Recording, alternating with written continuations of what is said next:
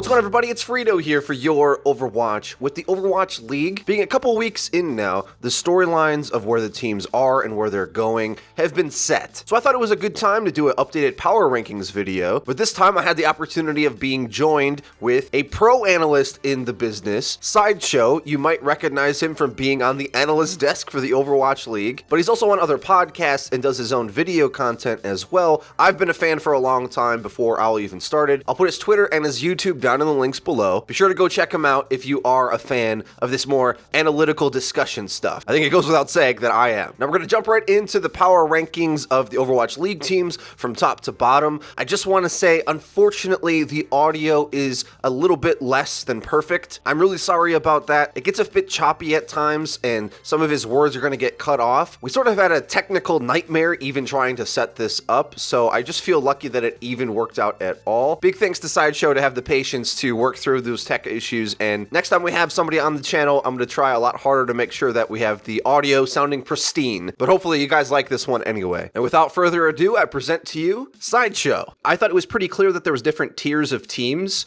like 1, 2, or 3 during the preseason, but even now with 2 weeks into it, I think that's even sharper. So like there's less teams in tier 1, and I think there's actually developed a lower tier than tier 3, possibly, unfortunately, like tier 4. There's a tier all of its own, isn't there? Unfortunately, the Shanghai Dragons live in a cave all by themselves at the moment, if we're going to rank things into tiers. Are they guarding the treasure then? Yes, well, I think actually, if we're going to use the tier system, it should be the tiers, like literal tiers from people's eyes. Okay, this savagery, you're going to make me crack up this whole thing if you keep killing it like this. But, all right, so I think the best way to go, because I think we're going to have a disagreement when we get to number 1, but it'll be cool to go from bottom up, basically. So, start off with your rankings, and then as we go through, I'll sort of just jump in with my thoughts or whatever. That's how we'll do it. Okay, so obviously, I think at the bottom, there is a team that everybody has noted, which is the Shanghai Dragons. They're having massive issues at the moment. They belong in a tier of their own, no matter which way you slice it. If you think the next best team is the Mayhem or the Shock, or hell, if you think it's like the Uprising or something, they're clearly above the Dragons in a whole different tier. So until Dragons either pick up some new players or sort out their mid-season stuff, or remember how to play Overwatch, they exist in a tier all of their own. They're not prepared for the Overwatch League, essentially. Like, I believe they got picked up first, if I'm not mistaken, and the roster didn't really develop as everyone else had, like an arms race where they're picking up sick talent everywhere, and that they kind of just got left behind, really, into whatever dungeon tier. Yes, it is fixable. There are good enough players in China to be able to create a team that could at least exist in the mid-tier. This, unfortunately, is not one of them. So up next, I kind of have a different tier with Shock and Mayhem. So I think that both Shock and Mayhem have some pretty... So I think the difference as well between the two of us is that because I get really anal about this kind of stuff, I'm going to create like tons of different tiers that possibly only have 1 or 2 teams in. But for me, Shock and Mayhem are in the next tier. They're kind of both teams that could sort things out when Shock gets their new players with Super and Sinatra. If Mayhem pick up some players in the mid-season, they have a style, they know kind of what they're doing, but at the moment their execution's really off. Or actually, it's complete opposite in the case of Mayhem. They don't have a style at the moment, even though their execution, when they do have one, is working pretty well. I think they're both kind of performing at the same level, and I think Shock's victories right now have been something of an overperformance, and their general level hasn't been that good. I would say I don't think we've seen the Shock until that recent performance where they got that victory, because Dahak's Mercy seemed so uncomfortable until then that you couldn't really get into this meta if you don't have good Mercy play. Like, that's kind of where it starts for me. And once they started to get that in control, beyond him getting run over by a car, let's put that to the side. That's not his fault necessarily. But other than that, his Valkyries are a lot better, and Baby Bay looked like he could do stuff. Absolutely. And once that's the case, I think Shock can level up. But we'll have to see more consistency throughout. And then the Mayhem, I would say, I was happy to hear and see that they put Tavik on the Tracer instead, and Logic's on the range DPS. I think he's way better at that. And I actually got a chance to meet Tavik in LA when I was there. I kind of gave him a little bit of a hard time. So if you're listening to this, I apologize for being obnoxious. But this is exactly what I asked for them. And strangely enough, Logic's tweeted that he just didn't feel like playing Tracer or something the day of. But I actually think that's the better way for them to go with the way Tracer works in this meta, because Logix was good in dive meta, where you could continue through the fight and keep brawling, but Tracer nowadays is sort of a threat on their own and does a lot of just stalling and harassing. There's not a lot of commitment, right? And kind of the carry has to come from the other range DPS usually. Yeah, absolutely. And this has never been the way that kind of Tfik's been set up. He's never been the carry player. He's always been the guy that plays the secondary DPS but plays kind of a flashier style perhaps, or is playing safe but then goes big in clutch moments. Whereas what's actually required of a flex DPS at the moment is that you are consistently performing really at a high level, and you're making either clutch plays or you're making big decisive team fight victories by through virtue of your Genji play or your Widow play or your Junkrat play or whatever. Tvik's always been a bit more of a safe player, and he's always had a really solid hit scan DPS alongside him. So at the moment, this meta works really badly for me. And another interesting aside as well, which is kind of lends itself to putting these two teams in a tier of their own and not really in including others, is that both of these two teams have a very relaxed coaching atmosphere. It's not very hierarchical. There's no direct downward pressure from coaches to fix things or to shake stuff out.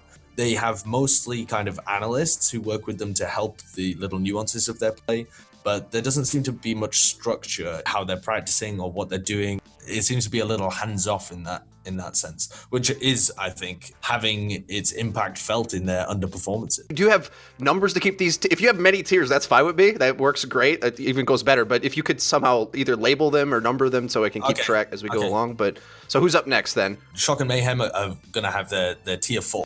I've got kind of gladiators in the middle of tier 4 and tier 3. And the reason for this is that I don't think they're actually that good, but they keep having kind of upset performances over other teams or looking actually fairly decent on certain maps. And so I can see glimmers and hints of potential when I watch them that make me think perhaps I've underrated them. So I feel it is unfair when they have wins over Philadelphia Fusion and the other team was Shanghai Dragons, right? But they also had a decent performance against Seoul on Junkertown. I felt like that wasn't too bad considering the skill difference between the two teams. I feel like they get bumped up a level from Shock and Mayhem, but I don't actually want to put them on the same level as Fusion and Uprising, who I think are two of the bottom level teams that have the clearest potential to rise. Fusion because they have so much individual talent and haven't quite yet cracked the system, and once they do, I think they'll be really, really strong. They don't quite have that synergy together yet, but they have all the individual pieces, and Uprising have a very disciplined style, clearly diversifying strategically. When you look at them, you can see that they are playing consistently at a better level, but are losing the important moments that lose them the games. And once they fix those small mistakes, I think they'll be good teams.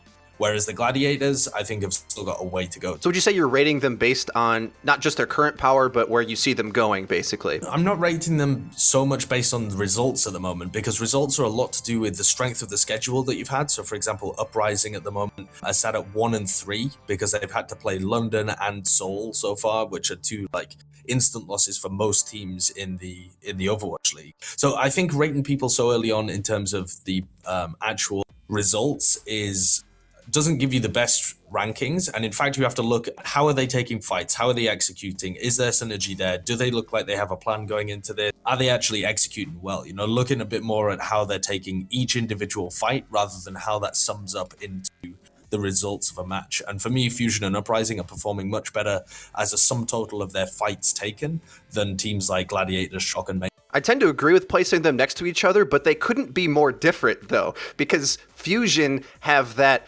upset potential with raw firepower, and Boston more run that clean style that might lack a little bit of playmaking. Like, for instance, Fusion, the weirdest Winston play I think I've seen out of any of the teams in the Overwatch League, where Fraggy will almost always commit to a fight. Like, if you listen to how Muma describes his play style, Fraggy's like the opposite. He's not looking to control, he's looking to just brawl and continuously fight forever, and it somehow allows them to still win fights because Carpi and Shatterburn are just so darn good. Whereas Boston have the opposite problem where they're looking to play a more reserved, economy-focused style. They definitely showed up really well against Seoul. It just fell short because they might not really understand or have the experience to win those later stage advanced strategy elements of the fight, right? Because if you're going to play a really reserved style, you have to execute that perfectly for it to work. Otherwise, they got quickly 2-0'd in those first two maps, Boston did, but it was like the cleanest 2-0 you've ever seen. They played everything right, they just didn't make a big play when they needed to. I think both of these teams are aiming for the same thing, but they're coming at it from totally different angles, as you were saying. And it's not really a function of individual talent either. It's not like you can pigeonhole them in and say, one team's got all the strategy down, but no individual talent, and one team's got all the individual... Like, they both have very good players on the team. So where I think Fusion have developed a lot of micro synergy, for example, with Carpe and Shadowburn, at the moment with Fraggy and Poco, and Boombox and Neptuno's synergy with the tank line as well, and how they're setting up the dives. These are all like little duos working together, or little trios working together at the right time,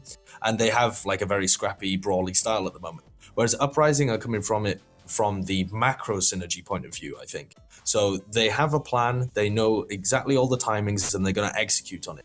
But if things get scrappy, or if things get pushed into situations where they're unfamiliar, they fall apart much more than teams that are built with every player having experience and the game sense to be able to adapt on the fly. Uprising are definitely going to try and diversify strategically and build that experience with their team so that they can still pull things out when they're not expected to win.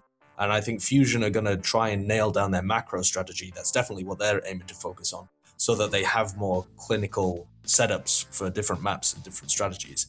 So I see both of these two teams eventually having playstyles that are somewhat similar, even though at the moment, as you said, they are approaching that end point from quite vastly different regions in terms of their strategy and what they're prioritizing first.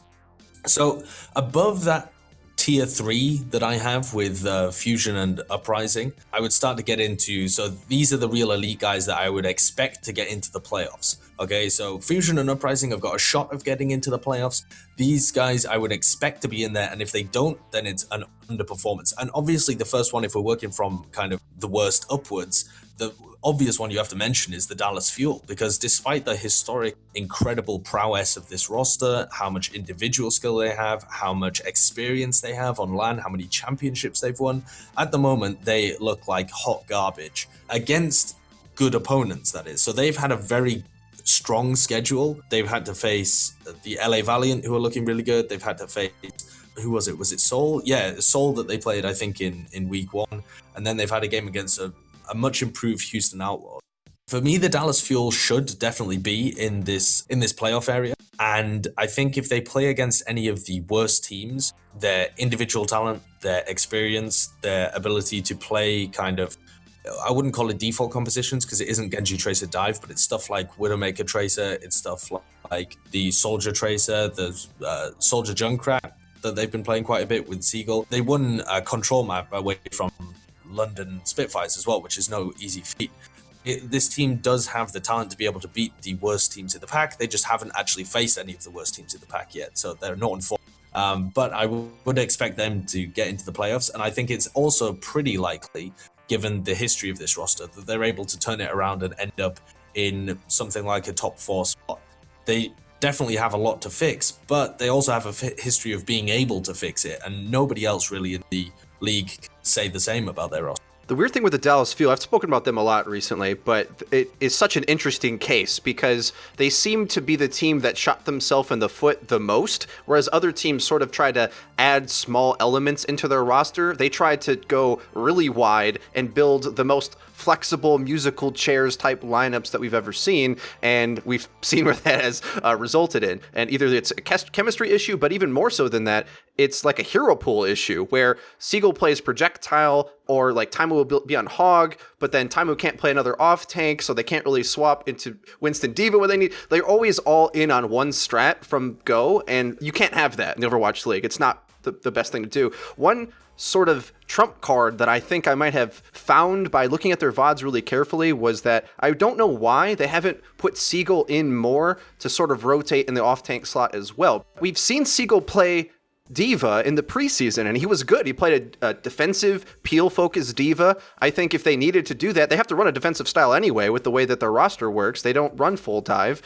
And if they wanted to run dive, they could put him on the Genji. I think that's like the instant fix. I don't know, maybe send me a paycheck or something if that ends up working out. But that's the roster I'd like to see. Yeah. Unfortunately, that puts their emotional leader, Mickey, probably on the bench. But that would sort of fix all of these musical chairs problems where they actually could swap to a different comp once they get stopped or whatever. Yeah, and this is something that we as the analyst decks have discussed a little, kind of off camera mostly, has been that if we were the Dallas Fuel coaching staff, that's a direction that we would have particularly reinforced, said that he would have gone in, is to take Siegel and say, okay, we need some kind of diversity on the off-tank position because we can't just have Mickey's play style all the time.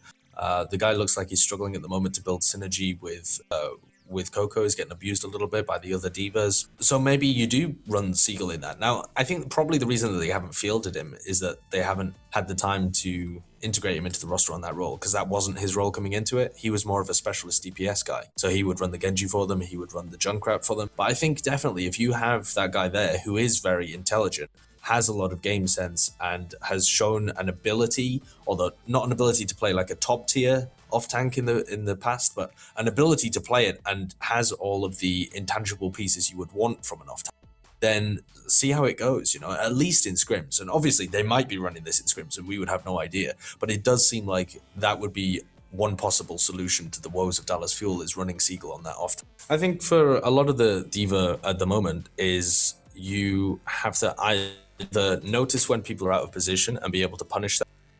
Or for a team like Dallas Fuel, because they have a passive approach normally, you're going to be trying to punish enemy dives. And so when the Winston comes in, you're going to be trying to punish the dive, even if you're running a Junkrat in this situation. And so you don't have the same kind of damage onto the Winston like the Soldier 76.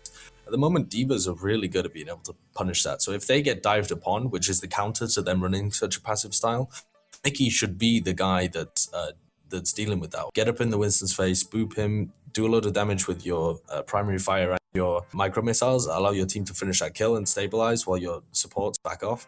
But at the moment, we're seeing more of I don't really know how to quantify it. It almost seems like a minimal impact diva. I don't even know how to describe it, because the guy isn't getting demeched all the time. He's not going crazy aggressive. He just seems to sit passive, wait for opportunities, but not be able to quite identify the opportunities when they present themselves, or perhaps not be able to identify that somebody's out of position without a call happening from somebody else on his team. So he ends up not being as impactful as guys like Envy or Fury.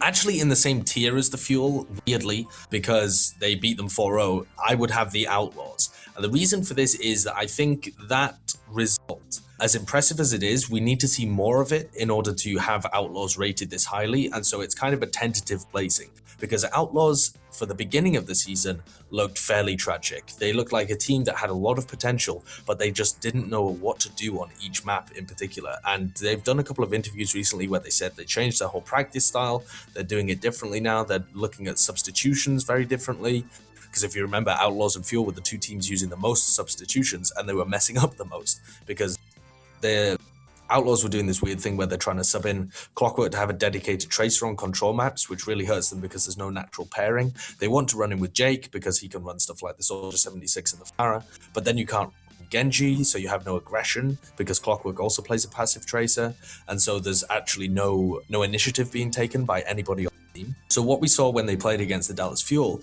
particularly on control, is that Jake played a lot more Genji, and they played straight dive with Linkser actually playing the tracer. So weird on paper because Linkser is their star Genji player, but in terms of stylistically, it works way better for the Outlaws. If they continue running with Jake and Linkser, then I think they will have much more success than if they continue to try and sub out different DPS people. The Outlaws were in a bit of a pickle, but for now they seem to have solved it. Now, whether this will continue being the case when we don't have Junkertown and Horizon in the meta so much, so Junkrat isn't as effective, whether this will be the case in Stage 2 when we get the Mercy and the Junkrat nerfs, we don't know. So at the moment, I've tentatively placed them in the same kind of tier as Fuel, where I expect them to make the playoffs if they continue this performance, but just maintaining this performance will be a little bit of a struggle, I think, for the Outlaws. I'd have to imagine that if we follow these teams down the route they're probably going to go, I think over time we could more confidently say the Fuel are probably going to outpace them later into the season with the experience and the possibly more natural hero pool if they get it to work in the way that I prescribed earlier. But otherwise, I largely agree. They're pretty comparable. It's hard to say that after they got blown out, but I don't think that version of Dallas Fuel is who they're going to be even this coming week, for instance. If that version of Dallas Fuel continues on, then they're going to be down in tier 4 with the Shock and the Mayhem. So we can't expect this version of Dallas Fuel to continue. When they played against London, they looked a lot better. They kind of went back to, as Bren described it, the OG composition of Envious. So Fuel and Outlaws I've got in the same tier despite the 4-0 blowout. I think that was, as you said, kind of Outlaws playing really well and Fuel just completely crumbling, and that should be a low point for Dallas. So above them, I have Valiant. So Valiant I don't quite have in the same tier as the Seoul, London, NYXL, the 3 teams with fully Korean rosters that have gone unbeaten so far in the league. But Valiant I've got in kind of a middling ground between Outlaws and Fuel and the 3 full Korean teams. Valiant are playing a very good style at the moment. Their macro strategy is very good. They have clean executions. I really like seeing Silk Thread play because he gives them the ability so that he can play the Tracer or the Zarya as well as the Soldier 76 and the Genji. So he gives them so many different looks because then they can pair it with agilities and run agilities on the Roadhog if they want to run quad tank. They can pair him with agilities and run the Genji Tracer. Basically, they can pair him with any of their DPS players and they get a different look, which isn't the same for a lot of the DPS in the Overwatch League. And in general, the LA Valiant seem to be able to switch up their DPS players based on the style they want to play, not the composition they want to play. So if they want to run a more slow-paced style, they can run Silk Thread, who tends to play a little more safe and go for the picks and use his blade in big cleaning up opportunities, or they can run agilities when they really want somebody who gets up in the enemy's face, doesn't give them much room, increases the tempo of the game and goes for very aggressive blades. But the enemy is still going to be preparing for the same composition. It's difficult to prep for styles rather than comps. So LA Valiant are in a good spot at the moment, and I think they'll continue to do well as well. Space is going to become available. He's like a young shot-calling diva. Envy's been playing incredibly well on the new diva along with the Roadhog. This is a good team, but I don't think they're quite at the level to be able to win the league yet. They would have to pass through the 3 titans at the top. The Valiant are the team that I'm sort of most worried about in this meta because I think there is too much power in Widowmaker, and the problem is if your best Widow is Soon, that means you don't have Soon on the Tracer. When they played up against NYXL, which granted have their own style, where Sebiobi's more of a one-on-one duelist who's going to take Soon out of the picture alone, and then you have to sort of focus on the rest of the engagement to find where your carry's going to come from. It felt to me like Silk Thread doesn't have the firepower that like an Agilities would have, but the problem is Silk Thread's got a way better hero pool, and I don't know where that really puts him once you start getting into these higher ranked matchups where you're going to go up against Lynxers, Widowmaker, or Fleta, or Pine. I don't know how they're going to even deal with these problems, and that's what makes me really nervous for them in Stage 1. Once we're out of Stage 1, though, and we're out of the Mercy meta, I think they're going to look a lot better, because then the game naturally kind of goes more into Tracer Genji being able to carry a lot more, and then they'll look better in Stage 2. I think actually that they're going to be fine in Stage 1 as well, because when you look at the things that they've got available, assuming that Soon does get taken out of the picture, which he actually quite rarely does. He even had a very strong performance against NYXL, and it seems to have been in some sense a reboot of his, I don't want to say competitive career, because he's already had so many successes so far, playing on Misfits and then Rogue, etc. But he seems to be right back up to the peak of where he was performing before. But when they run him alongside somebody like Agilities or Silk Thread, Agilities, I think, is less of a one-trick Genji than people make out, although he can't play a lot of the other heroes at a high level. His Junkrat's been good. I think that's safe to say. But whose Junkrat isn't good, though?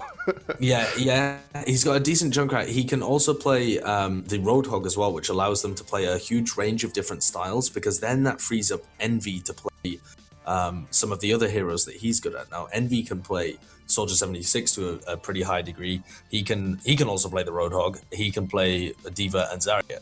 And so I think this team's got enough pieces and enough high quality players and enough established synergy as well from playing together for so long as the core of Immortals, that they are able to make swaps between not just heroes, but between roles that we don't see from many other teams. So the fact that they have all this established synergy, I think gives them so much of a leg up on a lot of the rest of the competition, because they don't have to focus on that, and they can now just focus on prepping for other teams or being able to diversify the stuff that they can play. I definitely agree with your point on Soon. I think he's playing just as good as he was at the height of Rogue. It was just back then they were kind of farming the Western scene, and now they're playing up against Koreans more often. And the problem with that is that's just going to naturally limit the amount of impact he can have. It's not that I think he's not playing well enough. I think he's playing perfect. It's just I think once I see Silk Thread being able to utilize the space, to use the most overused term in Overwatch, but the space that Soon creates with his presence and take advantage of that, I'll be a bit more on board with how good Valiant are. Because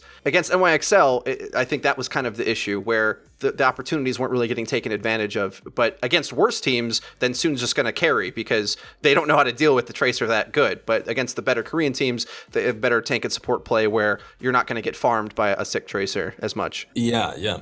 So above them, I then have the 3 Korean teams, or rather the 1 Korean team, and then the New York team and the London team, because obviously New York and London are not based in Korea. It's weird that, isn't it? In terms of whether or not these 3 teams should all be in the same tier, I think that they definitely should.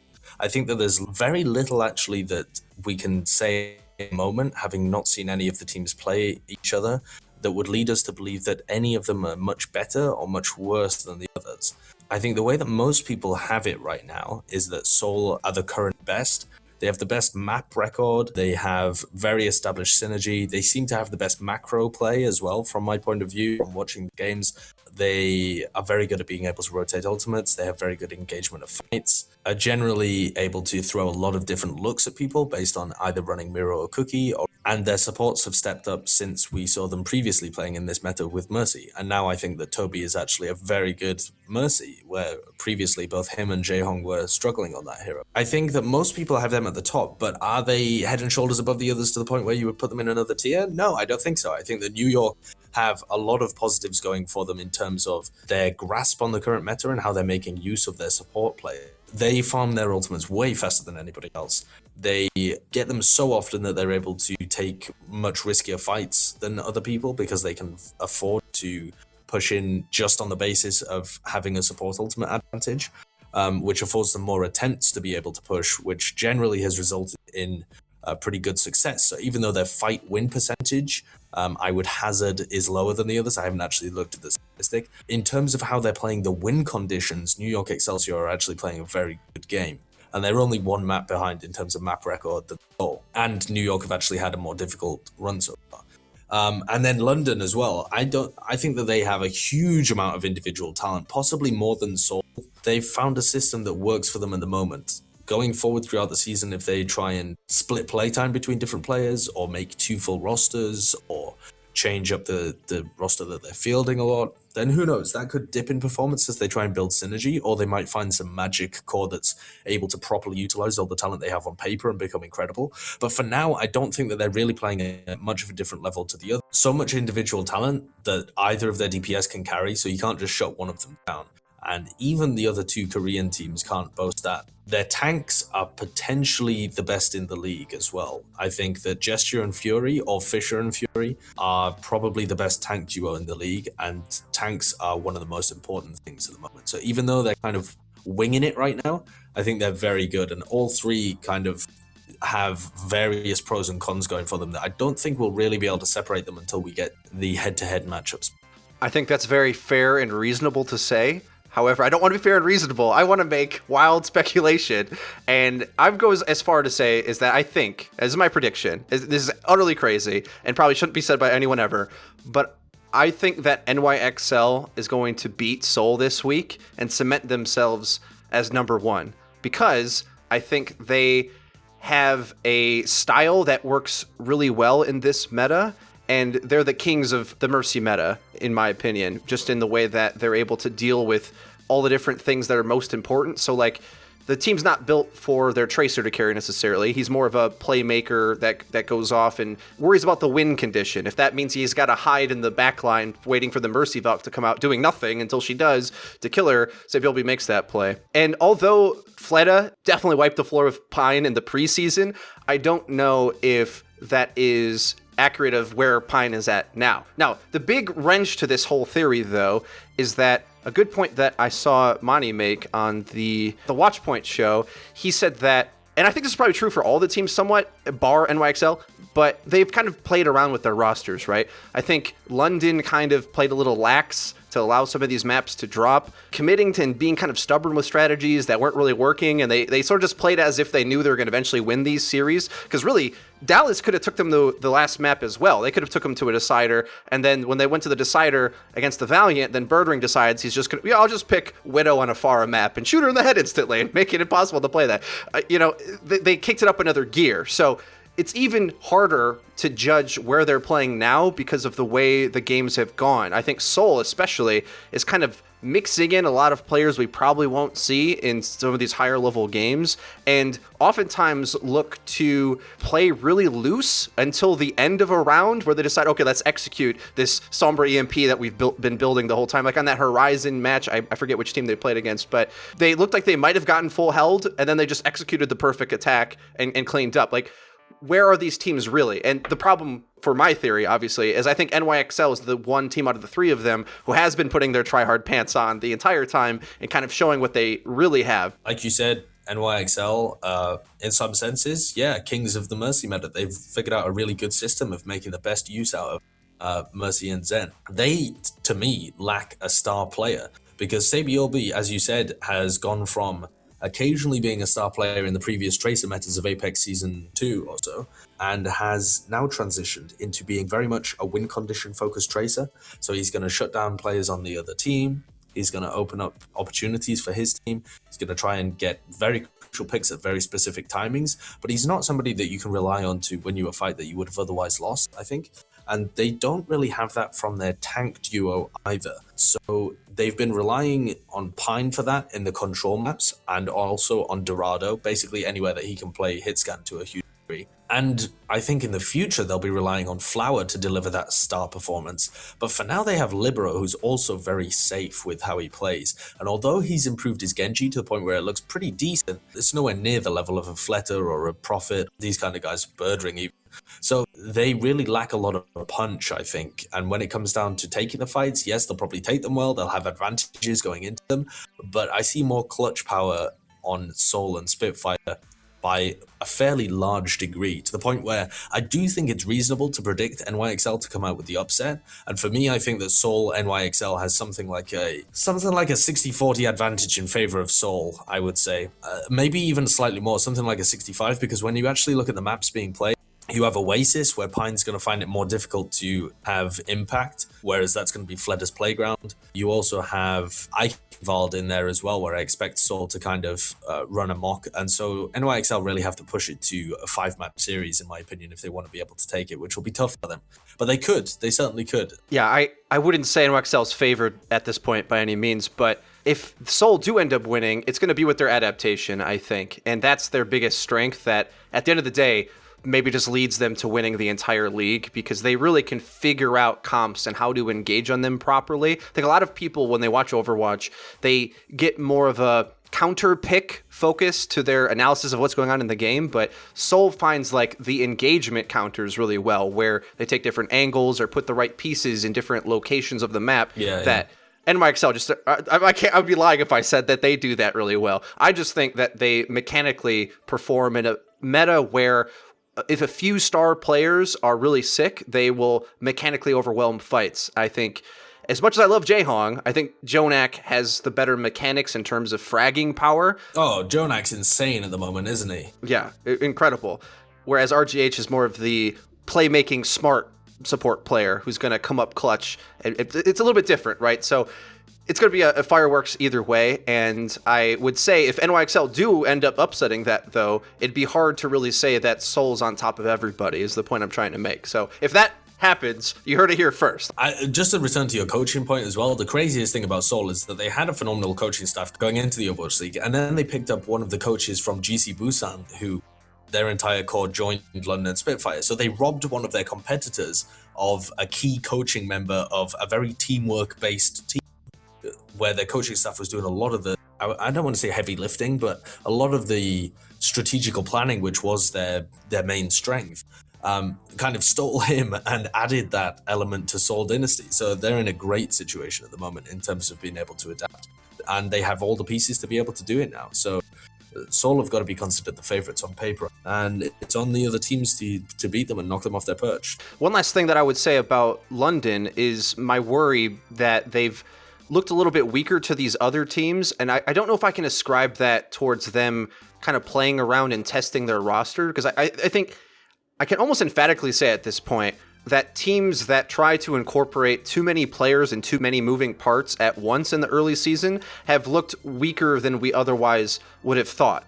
Because London has this really up and down way of playing where there's moments where Prophet's on Genji looks like a fish in water, best player in the world. They'll win every fight. And then there's other points where they look like they're trying something a little bit new or different, and they're looking like a more mid-of-the-table team, and that's where they end up losing some of these maps. So I don't know if that's more of the theme of their team in general, where they're just always going to look uncomfortable in certain spots, or if it's part of their learning development, sort of like we've said in other teams, where that's something they'll end up figuring out. So like, for instance, I know a lot of people are clamoring to see Rascal in the roster, and I know they swap up their main tank sometimes. I personally, now, I'm kind of the opinion that I'd like to see rosters shrink down in the short term as much as possible, because I think that's led and proven to lead to the most consistent results. Yeah, definitely. I think that you're correct in saying that the teams that have so far stuck with minimal roster changes have been fine, but I think really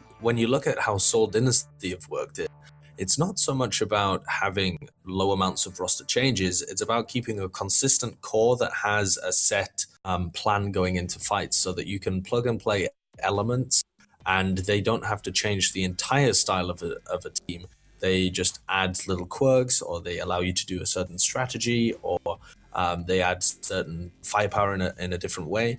So they've always kept, apart from the time where they subbed Guido in, they've always kept Jaehong and Toby together. They've always kept Zunber on the off tank. They've pretty much always had Fleta there as well. So they've been rotating the second DPS and the tank. And for London, because you don't really have a set core, because they're not building on Kongdu Panthera, Fisher hasn't been playing very much, Rascal hasn't been playing very much, they don't have a set core to go on. So I wonder whether this was a bit of an odd decision coming up from them in the first place, not to try and build on a core, but instead to try and literally combine the two rosters into a brand new team, because where do you then go from here? It's a strange experimentation that London are going through. I expect there to be some fairly severe hiccups along the route, but the fact that they've been able to maintain an unbeaten record so far, even whilst learning and experimenting, does bode pretty well for them in my opinion. The only close game they really had was against Los Angeles Valiant, where it went 3-2. They had less of a close game against Dallas than Seoul did, for example. They beat them 3-1. The only map that they lost was Control. The others were fairly convincing wins for London. They lost one map to Florida Mayhem on Dorado, which was kind of a shockingly good performance from Florida, and yeah, a bit of an underperformance from London. But then they kind of swept Philly, and the LA Valiant is the only really close game that they've had where they were at risk of losing. In general, I think that London are doing fairly well considering their experimentation with their rosters. So Sideshow, man, thanks for joining me on this power rankings discussion. Do you want to shout out where everyone can find you? You can find me on twitch.tv/Overwatch League or wherever else you choose to watch the Overwatch League, or my Twitter @Sideshow Gaming. I know you do other shows and stuff too. Do you want to promote that at all? Oh, sure. Yeah. So I'm also on Through the Grapevine, a podcast that myself, Harsher, and Bren do, which is on the over.gg YouTube channel. And I also produce my own YouTube shows at youtube.com/sideshow1994, because that's how many fans I have, 1,994. Well, you'd have more if you got better at the self-promotion. When someone asks you what you do, you got to tell everybody what it is so people can go and see. That's true. That's true. Anyway, well, thanks for joining me, man. Yes, thank you very much for having me. Well, guys, that's it for the Power Rankings video. I hope you did enjoy. If you did, leave the video a like. It really does help us out and lets us know that you're enjoying the content. If you haven't already, please subscribe, because we upload each and every day. So you're going to want to hit the bell icon so that you get notified when our videos go live. Link to the description. You can check out Sideshow. Obviously, he's on the Overwatch League desk. They rotate him in with the other analysts. But as well, check out his personal links too. That's been it for me. I've been FREEDO for Your Overwatch. I'll see you guys next time.